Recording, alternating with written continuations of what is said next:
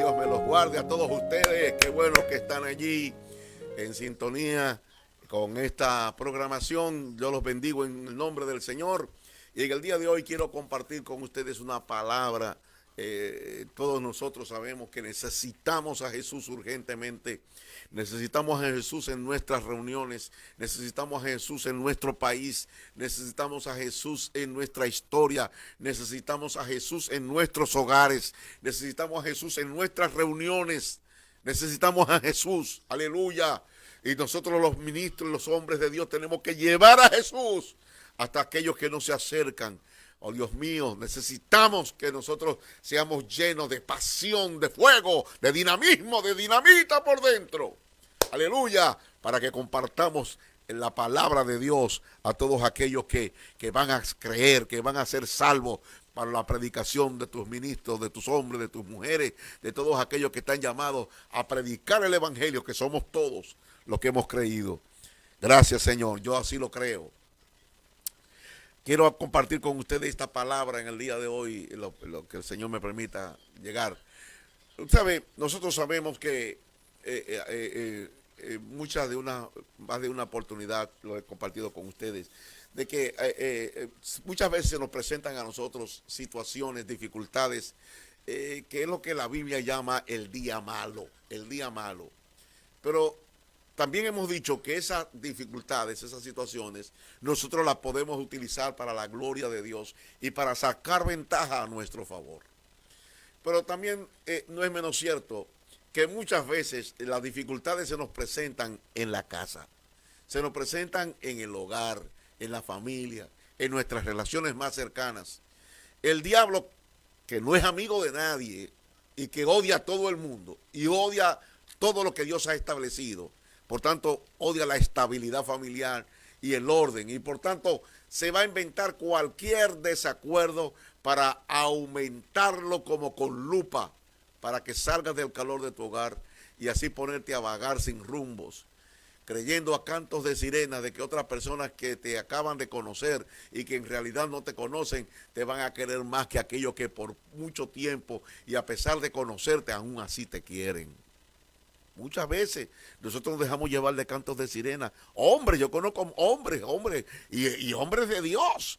Yo he visto que de pronto a su compañera que tienen 10, 20, 30, 40 años con ella, y de pronto aparecen con que hay una mujer nueva, que un nuevo amor, que lo que quieren ser felices.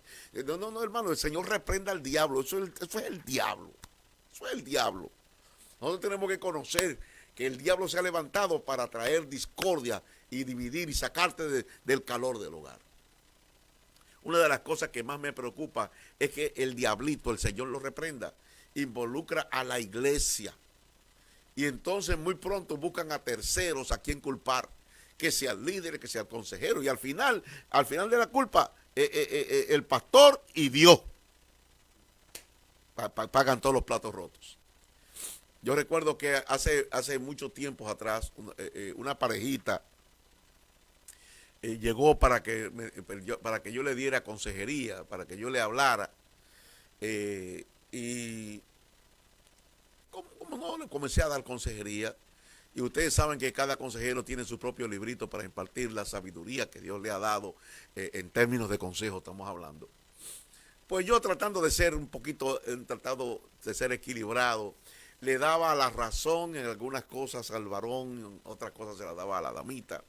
Mi idea era crear un punto de negociación en donde ambos se pusieran en el centro y bregar con la situación que estaban enfrentando, que era solucionable. Pero al caballerito no le gustaba cuando en algunas cosas yo le daba la razón a su esposa, porque hay gente que son machistas, están en la iglesia y son machistas y creen que la mujer no tiene razón.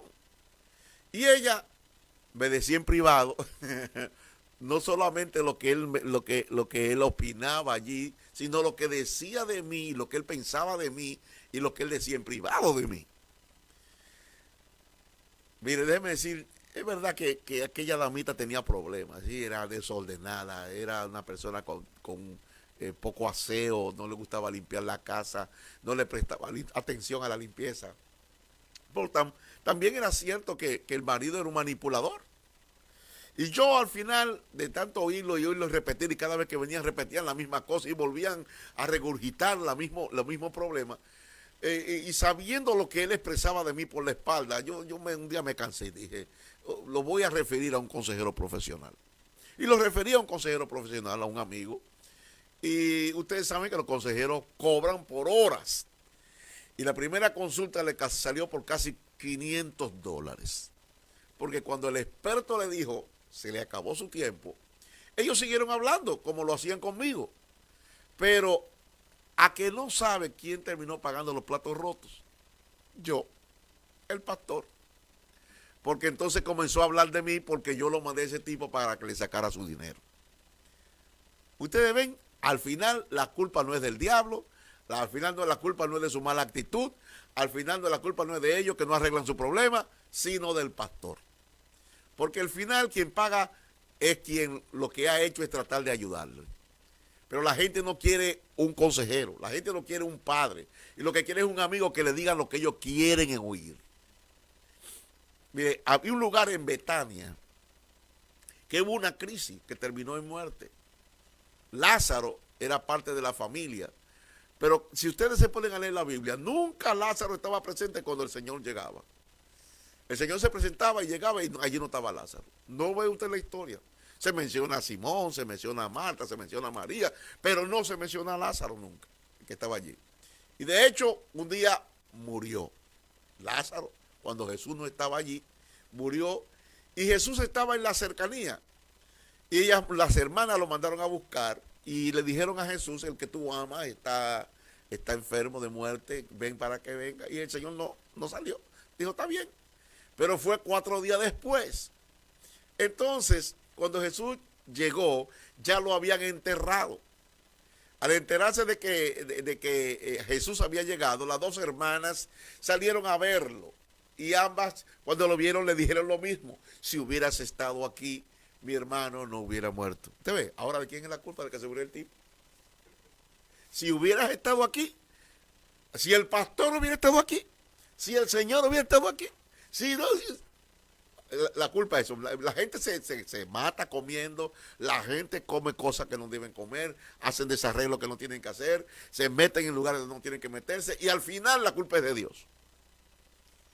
Ahora, si es verdad, la culpa no es del diablo, ni del pecado, ni de la mala alimentación, ni de los virus, ni de la falta de espiritualidad del difunto. La verdad que según esta gente era que la culpa era de Jesús. Si hubieras estado aquí. Y es que esa familia disfuncional tenían esa costumbre, porque en otra oportunidad cuando Jesús llegó a la casa y Marta como siempre servía, porque hay gente que sirven, pero creen que le están sirviendo a Dios y lo que están haciendo es utilizando sus fuerzas, sus recursos y todo lo que tienen para tratar de agradar. Tienen un amor complaciente. Pero María escuchaba y atendía al maestro. La activista Marta inmediatamente dirige sus cañones contra Jesús y le dice, ¿no te da cuidado de que mi hermana me deje servir sola? Ahora sí fue verdad que la puerca torció el rabo. La culpa era del invitado. Y es que debemos saber que en los conflictos siempre vamos a buscar un culpable, siempre vamos a tratar de proyectar. Y si estamos muy cerca, se nos puede pegar a nosotros.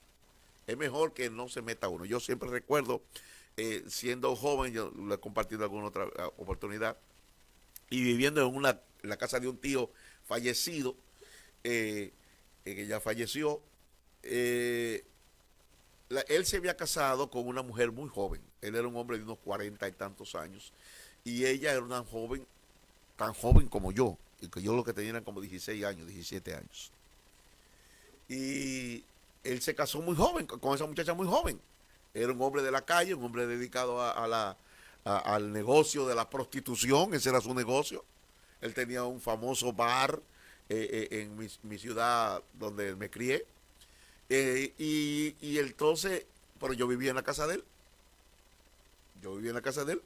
De tantos lugares donde yo viví, que ya ni me acuerdo. Pues déjeme decirle que un día él llega como de costumbre de madrugada o llegaba amanecido, porque ese era su trabajo.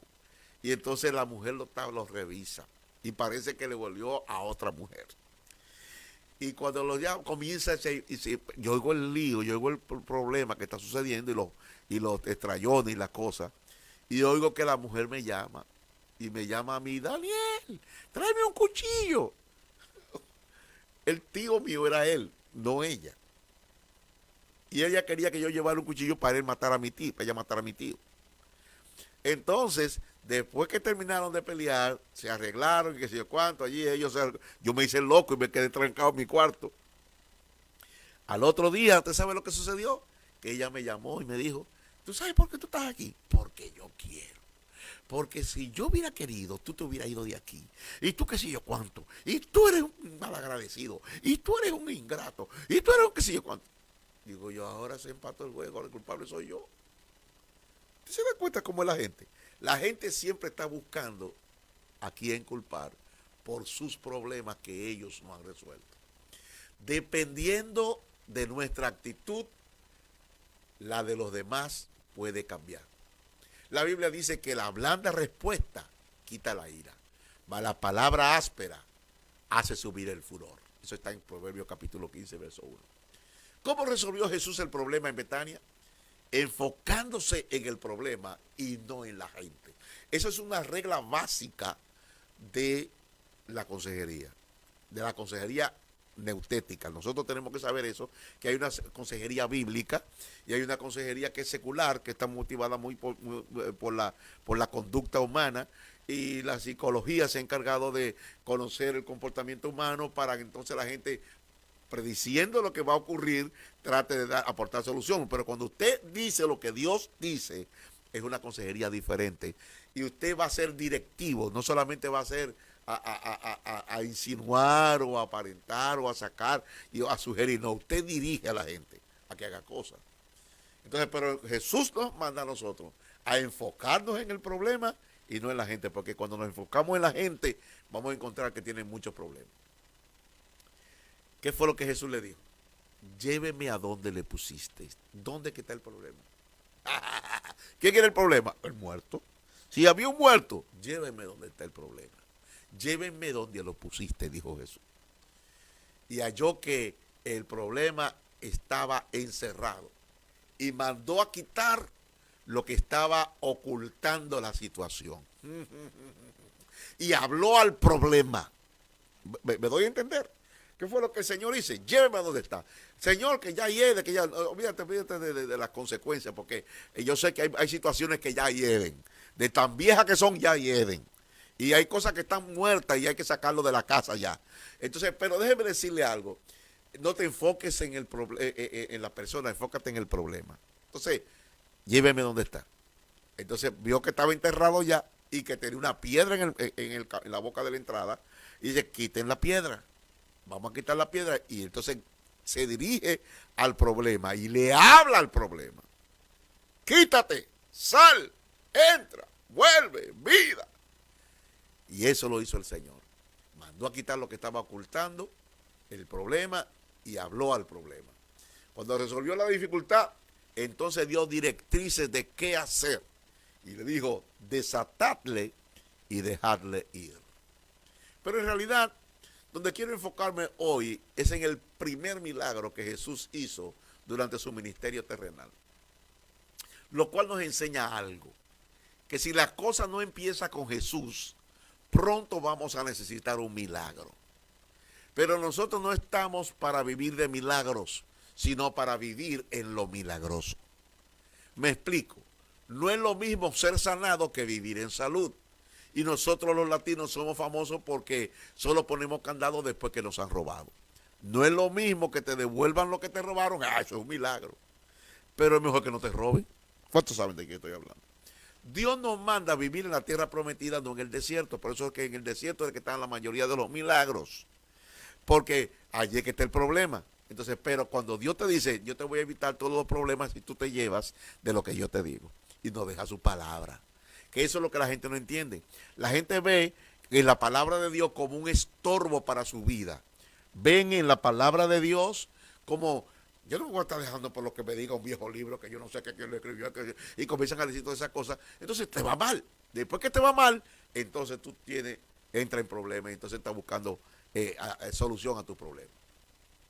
Lo primero que tenemos que saber, de acuerdo al pasaje bíblico de esta boda de Caná de Galilea, es que debemos invitar a Jesús antes de que se presente la necesidad. Ustedes saben que fue una boda e invitaron a Jesús a la boda. Invitaron a su familia. Dice la Biblia, al tercer día se hicieron unas bodas en Caná de Galilea y estaba allí la madre de Jesús. Y fueron también invitados a la boda Jesús y sus discípulos. Ustedes saben, si nosotros entendemos esto, vamos a tener una solución vamos a prevenir cualquier problema que se nos pueda presentar como pareja, como familia, como hogar. Es posible que alguno de ustedes se engañe a sí mismo y piensa que no necesita estar en la casa de Dios, que no tiene que estar en una iglesia, ni perder el tiempo en cosas que usted se sabe. Pero déjeme asegurarle que después de yo estar pastoreando y ministrando por más de 40 años, mi experiencia me indica que hoy yo necesito más a Jesús. Yo necesito más a Jesús hoy que cuando le conocí. Yo necesito hoy más a Jesús que cuando me casé con mi esposa Mayra, que ya vamos a cumplir 45 años en este año. Mayra y yo comenzamos muy bien. Mi experiencia me indica que hoy yo necesito más al Señor. Porque hoy me conoce Mayra más las mañas a mí. Y yo conozco mejor las de ella. Por eso, mucha gente piensa de que, ¿y es posible vivir tantos años juntos? Sí, es posible. ¿Sabes cuándo? Cuando tú no te enfocas en la gente, sino en los problemas. Sí, a resolver el problema, cuando tú invitas a Jesús para que esté en tu casa, para que Él esté desde antes de tu etapa. Por eso es que hay gente que tiene tantos problemas, porque ellos creen que el matrimonio es entre dos personas. No. Si tú no involucras a Dios en tu matrimonio, vas a tener problemas todo el tiempo. Todo el tiempo. Por eso es que el matrimonio tiene que ser a la manera de Dios, no como dicen los hombres. Y Dios estableció que el matrimonio es entre un hombre y una mujer. Ahí está. Y usted tiene que saberlo. Y nosotros vamos a continuar predicando eso. Y gracias a Dios que hay libertad para decir eso. Porque tú necesitas a Dios. Y Dios no está donde no se hacen las cosas como Él quiere. Sí, las malas costumbres se entronan. Y creemos que todo está bien porque el cónyuge no dice nada, y no es así. La vida matrimonial debe comenzar y continuar con Jesús en la relación, porque sabiendo las imperfecciones humanas, las necesidades se van a presentar, y si Él está presente, es más fácil la solución. No es cuestión de sí, sino de cuándo se van a presentar los problemas. Cuando el pueblo de Israel celebró la primera Pascua, le fue ordenado que matara un cordero por familia. La sangre en los dinteles y la carne comida por todos adentro. No habrá muerte de la relación en la casa cuando participamos de la carne y la sangre. Jesús es el Cordero de Dios. En la casa de Obed-Edom, cuando recibieron el arca del pacto, tipo de Cristo, fue prosperada su casa y fue notorio a todo Israel que por tener la presencia en su casa, esa era una casa de prosperidad. Hubo bendición. La segunda cosa que aprendemos de esta boda de Caná de Galilea es que las crisis son oportunidades. Las crisis son oportunidades. Dice la Biblia en el versículo 3, y faltando el vino, la madre de Jesús le dijo, no tienen vino. Ajá. Pero las dificultades nos van a servir a nosotros para avanzar, para subir a un nuevo nivel, para entrar en una nueva dimensión. Los conflictos se nos van a presentar, pero acuérdese de enfocarse en el problema, no en la persona. No personalice el problema, porque cuando lo hacemos, la única opción que tenemos para deshacernos del problema es rompiendo la relación. Vuelvo y lo repito. Cuando tú personificas el problema, cuando tú dices, tú eres que me hace hacer eso. Tú, por causa tuya que me pasa esta cosa. Cuando tú personalizas el problema, la única solución para el problema es deshaciendo la relación, porque el problema es una persona. El problema es una persona y no una situación, no una condición. En la boda de Caná de Galilea, la crisis fue que en medio de la celebración se le acabó el vino. Y esto era un verdadero problema. Quizás para nosotros eso no significa nada, porque si se acabó el vino, que se vayan para su casa los invitados. Pero aquí hay algo más que la falta de bebida. El vino en la Biblia es medicinal. Cuando se untaba a los heridos traía sanidad y evitaba la infección. Pero también era señal de productividad, de provisión y prosperidad. En la parábola del buen samaritano, el hombre herido fue limpiado y curado con vino y aceite. Y en el Salmo 104, verso 15, dice que 3 cosas son necesarias: el vino que alegra el corazón del hombre, el aceite que hace brillar el rostro y el pan que sustenta la vida del hombre. Por eso en el libro del profeta Joel, capítulo 2, verso 19, dice: responderá Jehová y dirá a su pueblo: he aquí yo os envío pan, mosto, que es vino nuevo, y aceite, y seréis saciados de ello, y nunca más os pondré en oprobio entre las naciones. La tercera cosa que aprendemos de esta enseñanza en el día de hoy es que Jesús dijo: ¿qué tienes conmigo, mujer? Aún no ha llegado mi hora, dice el versículo 4. Aunque pienses que no ha llegado tu tiempo o que es muy tarde para ablandar habichuelas, tu fe puede hacer adelantar el tiempo. No había llegado la hora de Jesús manifestarse, pero las personas que obstinadamente creen que Dios es bueno y que puede intervenir, tu escasez pronto se convertirá en abundancia. Todo tiene su tiempo y todo tiene su hora, pero eso es debajo del sol. La fe es de más allá del sol. Por eso Dios siempre está dispuesto para los que creen. Aunque no haya llegado la hora, hay un grupo que se llaman los violentos, que hacen un paréntesis histórico, que hacen un paréntesis en donde dicen: Señor, haz esto. Yo sé que no ha llegado mi hora todavía, yo sé que no es el tiempo de mi sanidad, yo sé que las oportunidades por los gentiles no han llegado, pero si tú lo haces, Señor, sáname. El Señor lo hace, el Señor lo hace, porque Él le agrada a la gente que cree. La cuarta cosa que aprendemos es que su madre dijo a los que servían: haced todo lo que os dijere. María no le respondió a Jesús de acuerdo a su expresión, porque sabía que lo que decía era cierto, pero ella sabía que lo que buscaba no estaba basado en la bondad de los novios, ni en el tiempo en que estaban viviendo, sino en el favor no merecido y no ganado que se llama gracia. Lo que Dios va a hacer en tu familia no es porque te lo ganaste, no es porque lo heredaste, sino porque creíste. Y para el que cree, todo es posible. Cuando María dijo estas palabras, yo no sé si ella entendía las dimensiones de su declaración. Y es que por la palabra de Dios fueron hechos los cielos y la tierra. Y si hacemos lo que Dios dice, lo que dicen las instrucciones que se encuentran en el libro sagrado, si caminamos sobre las palabras de Jesús, nunca nos hundiremos. Quiero enfatizar la palabra todo, porque algunos creyentes son selectivos en su creer. Solo creen algunas cosas y por tanto son más selectivos en la práctica. La historia bíblica está llena de ejemplos de personas que le creyeron e hicieron todo lo que le dijeron y recibieron no solo sus milagros, sino también el reconocimiento del Señor. Zaqueo, Lázaro, centurión, mujer cananea, Bartimeo, son gente que hicieron más de lo que se les dijo que hicieran. Dice la Biblia también: y estaban allí 6 tinajas de piedra para agua, conforme al rito de la purificación de los judíos, en cada una de las cuales había 2 o 3 cántaros.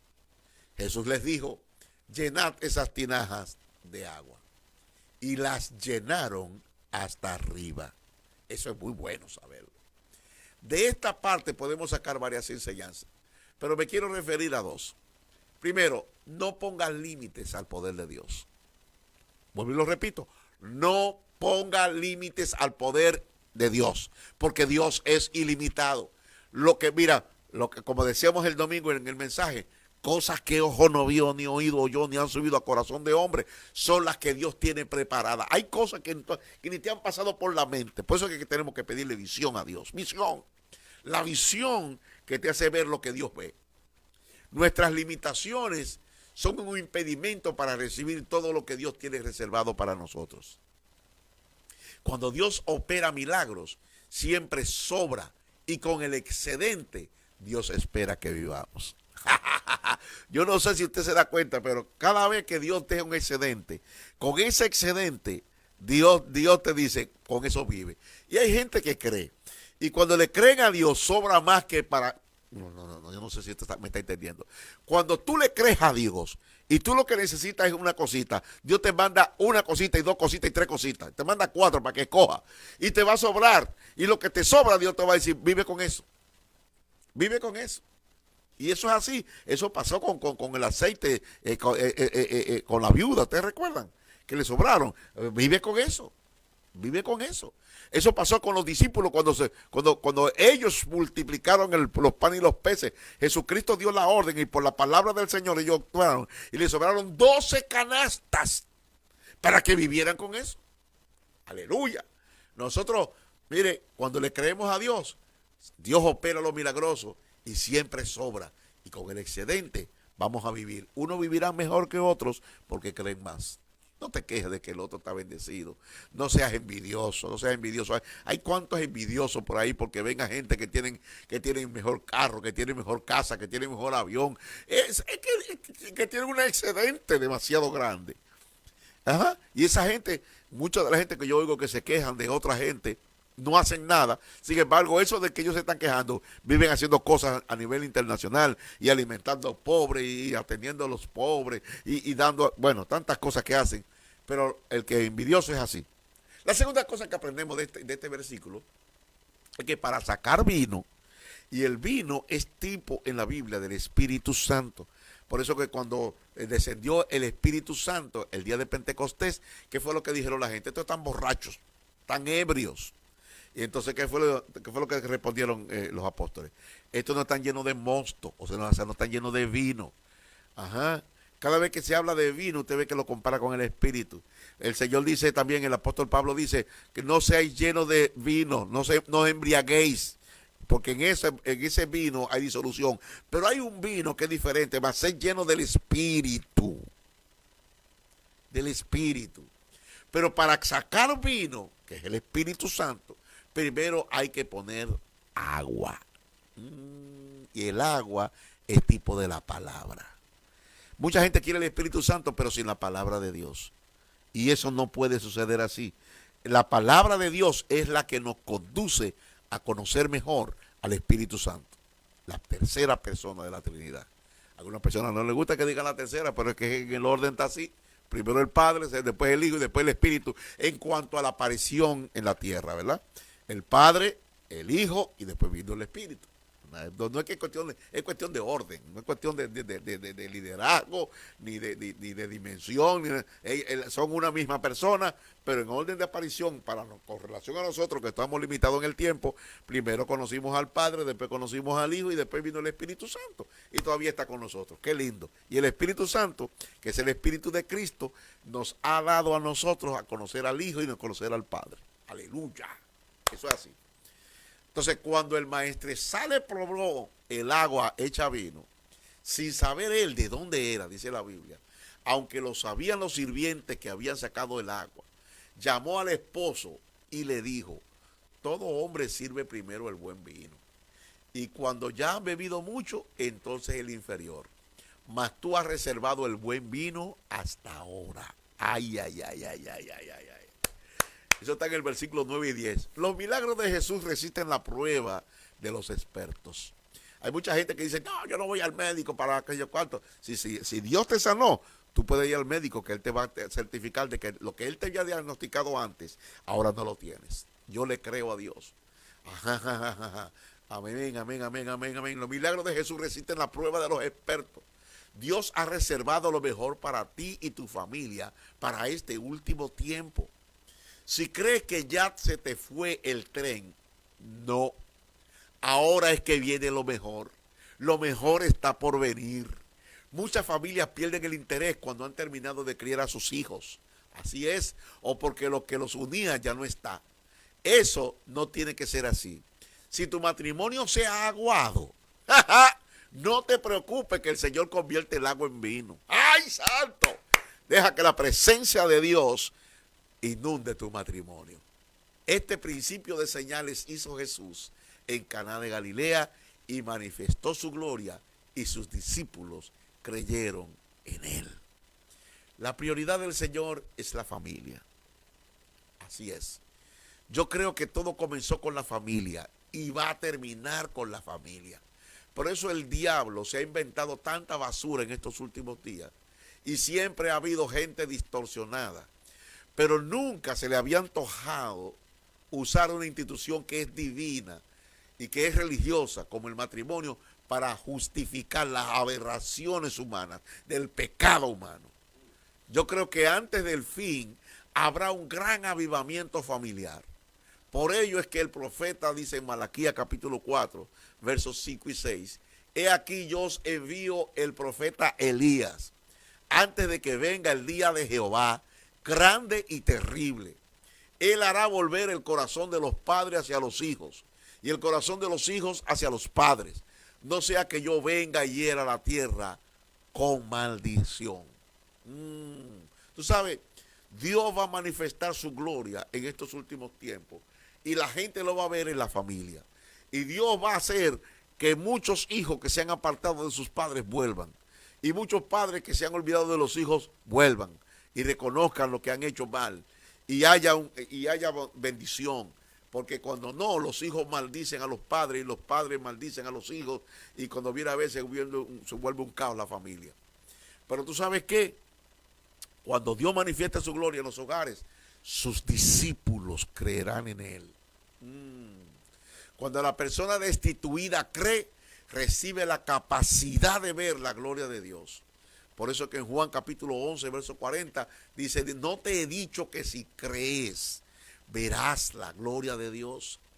Dios imparte su gloria en el matrimonio y en los creyentes para que sean uno y esto traiga gloria a Dios.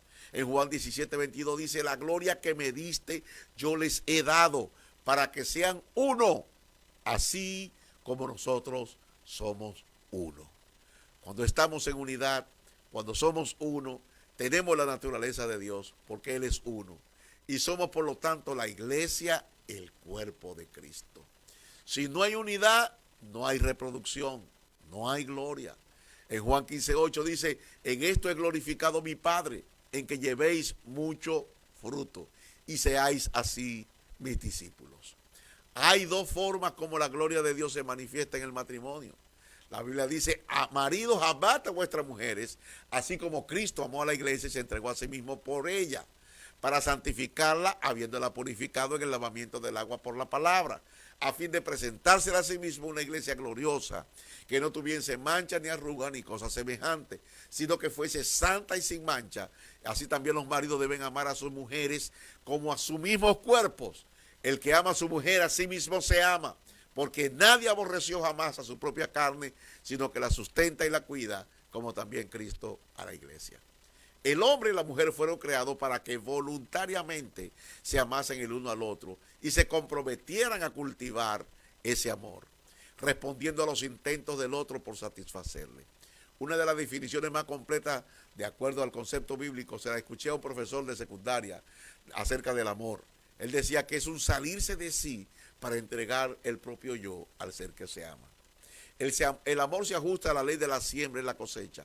Todo lo que el hombre sembrare, eso también segará. El problema es que la mayoría de nosotros tiene una relación amorosa esperando que nos den amor y nos convertimos en limosneros de amor, respondiendo exclusivamente de las respuestas, dependiendo exclusivamente de la respuesta sentimental de alguien que conoce nuestra necesidad y se aprovecha de la misma. El amor es la fuerza que nos motiva a conseguir lo que nos proponemos y deseamos, a conquistar los más arriesgados retos, a desprendernos de los más preciados valores y posesiones. De allí que hay personas que renuncian a todo por un amor. El amor, por tanto, no es una tarea fácil, sino que requiere de nuestro mejor esfuerzo y una gran parte de nuestra energía. Así como obtener una profesión o carrera, y para ello dedicamos tiempo, sentimiento, habilidad, razonamiento y destreza. Así también debemos hacerlo para amar. El amor requiere de rendición incondicional, sin un plan alterno. Hay que rendirse, hay que entregarse, hay que levantar la mano y decirle me rindo. Es un acto de entrega total, es un acto de obediencia a Dios, es un acto de sacrificio, porque se sacrifica la libertad que es tan preciada para los hombres y se sacrifican nuestros derechos. Cuando hemos decidido amar, debemos enfocarnos en nuestras responsabilidades y no en los derechos individuales ni en las expectativas personales. Amado Nervo dijo que la ingratitud solo hiere a quien gratitud espera. Hagamos el bien, no esperando recibir. El amor no es un sentimiento, aunque la persona que ama siente por el otro, sino que es un acto de la voluntad y es un acto de obediencia a Dios. Se escoge amar. Pero también en la relación hay una sujeción voluntaria de la esposa a su esposo. En 1 de Pedro capítulo 3 verso 6 dice, como Sara obedecía a Abraham, llamándole Señor, de la cual vosotras habéis venido a ser hijas, si hacéis el bien sin temer ninguna amenaza. Estamos viviendo tiempos en donde se menosprecia y rechaza cualquier forma de autoridad, así como las reglas o normas que todos debemos cumplir. Nos da mucho trabajo obedecer y las razones pueden ser múltiples, especialmente cuando no se reconoce la autoridad de la persona que da la orden. Quizá porque es más joven, porque tiene menos experiencia o tiene menos tiempo en el oficio, o simplemente porque no nos agrada lo que nos mandaron a hacer, o no lo encontramos importante, o no es de nuestro gusto, o porque interfiere con planes que teníamos en tiempo de ocio. El apóstol Pablo dice en Efesios capítulo 5, verso 22, que las casadas deben estar sujetas a sus propios maridos como al Señor, porque el marido es cabeza de la mujer, así como Cristo es cabeza de la iglesia, la cual es su cuerpo y Él es su Salvador. Así que como la iglesia está sujeta a Cristo, así también las casadas lo estén a su marido en todo. El estar sujetas a su marido en esta época de cambios suena en la mente de la mujer inteligente como algo cavernícola, como asimilación pasiva, como retraso, como inactividad, especialmente si la mujer es más dotada intelectualmente que el marido. O sea, que si la mujer es más inteligente. Pero sujeción es algo más que servilismo. Significa obediencia humilde, pero inteligente a una autoridad. La sumisión es uno de los medios de que Dios ha provisto a la mujer para protegerla física, espiritual, emocional y psicológicamente. La mujer necesita estar sujeta y respetar a su marido. Colosenses 3:18 también lo dice, casada está sujeta a vuestro marido como conviene en el Señor. La sumisión no es un asunto de apariencia externa, sino una actitud del corazón. Una mujer puede con frecuencia ver que su esposo está equivocado en ciertas decisiones y disentir inteligentemente y con respeto. Cuando Dios dijo al hombre que le haría una ayuda idónea, estaba hablando no de una esclava, sino de alguien que le complementara, que se ajustara, que fuera apropiada para él, tanto física, emocional como espiritualmente. Una pregunta que hemos escuchado repetidas veces es la de la esposa que no puede sujetarse a su marido porque le pide cosas que van en contra de sus valores morales y espirituales. Pero el texto dice claramente como conviene en el Señor. Una mujer se sujeta a su marido según éste se sujete al Señor. Ningún marido piadoso le va a pedir algo indecente a su esposa. Y si lo hace, la esposa puede declinar amablemente. Decirle, no, no lo voy a hacer. Cuando en condiciones normales la Biblia, la mujer no se sujeta a su marido, abre la puerta a la actividad demoníaca en su vida. La Biblia dice que la mujer debe tener señal de autoridad sobre su cabeza por causa de los ángeles. Aquí la palabra ángeles no se refiere a los buenos, sino a los malos. Por otro lado, ningún demonio puede atormentar a cualquier mujer sujeta a su marido, porque ella está cubierta. Tiene señal sobre su cabeza.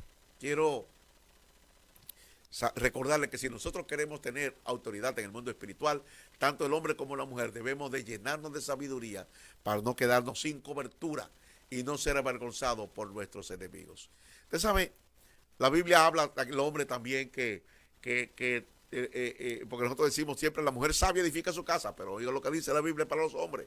Primera de Pedro 3:7 dice, vosotros maridos igualmente vivid con ella sabiamente, o sea que el hombre que también tiene que tener sabiduría, dando honor a la mujer como vaso más frágil y como coheredera de la gracia de la vida. Aleluya. Qué maravilloso es el Señor. Miren, yo no sé cuántos de ustedes han ido a un jubileo, a un retiro espiritual, pero en los retiros espirituales, yo no sé si usted se ha dado cuenta que muchas mujeres son libres y se manifiestan demonios, se manifiestan malicias, Y una de las razones por eso es porque la mujer no se sujeta a su marido.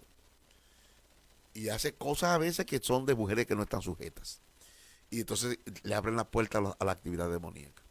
Y los hombres también le abren puerta a actividad demoníaca en su vida personal y en su negocio y en su casa, en su hogar, en sus relaciones, cuando no honran, cuando no aman a sus mujeres, cuando no las respetan, cuando no la tratan como a vaso más frágil.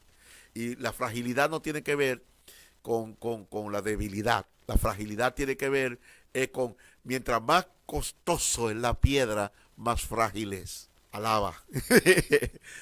Dios me lo bendiga y Dios me lo guarde. Yo quiero bendecirle para que sean bendecidos en el nombre del Señor.